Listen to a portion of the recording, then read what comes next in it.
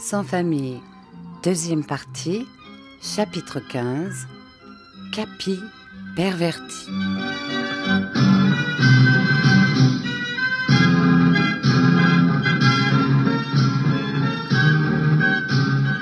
Ce fut seulement à la nuit tombante que nous rentrâmes cour du Lion Rouge. Nous passâmes toute notre journée à nous promener dans ce beau parc, en causant, après avoir déjeuné d'un morceau de pain que nous achetâmes. Mon père était de retour à la maison, et ma mère était debout. Ni lui ni elle ne nous firent d'observation sur notre longue promenade. Ce fut seulement après le souper que mon père nous dit qu'il avait à nous parler à tous deux, à Mathia et à moi. Et pour cela, il nous fit venir devant la cheminée, ce qui nous valut un grognement du grand-père, qui décidément était féroce pour garder sa part de feu. « Dites-moi donc un peu comment vous gagnez votre vie en France ?» demanda mon père. Je fis le récit qu'il nous demandait. « Oh, vous avez donc bien du talent ?» demanda mon père. « Montrez-moi un peu de quoi vous êtes capable. » Je pris ma harpe et jouai un air, mais ce ne fut pas ma chanson napolitaine. « Bien, bien, » dit mon père. « Et Mathia, que c'est-il » Mathia aussi joua un morceau de violon et un autre de cornet à piston. Ce fut ce dernier qui provoqua les applaudissements des enfants qui nous écoutaient rangés en cercle autour de nous. « Et Capi ?» demanda mon père. « De quoi joue-t-il ? Je ne pense pas que ce soit pour votre seul agrément que vous traînez un chien avec vous.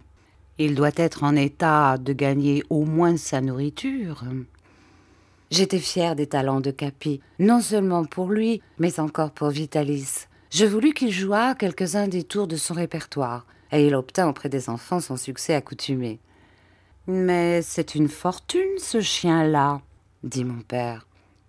Je répondis à ce compliment en faisant l'éloge de Capi et en assurant qu'il était capable d'apprendre en peu de temps tout ce qu'on voulait bien lui montrer, même ce que les chiens ne savaient pas faire ordinairement. « Puisqu'il en est ainsi, » continua mon père, « voici ce que je vous propose. Nous ne sommes pas riches et nous travaillons tous pour vivre. L'été, nous parcourons l'Angleterre et les enfants vont offrir mes marchandises à ceux qui ne veulent pas se déranger pour venir jusqu'à nous. Mais l'hiver, nous n'avons pas grand-chose à faire.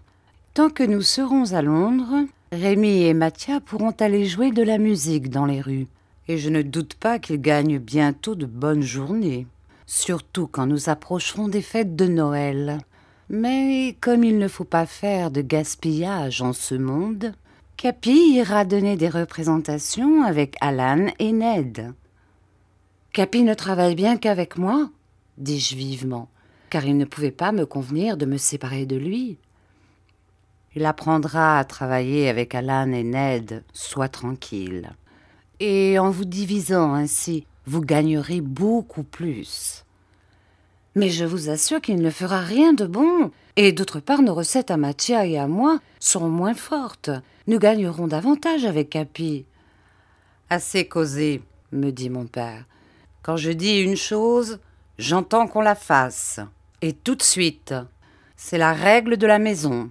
J'entends que tu t'y conformes comme tout le monde. » Il n'y avait pas à répliquer, et je ne dis rien.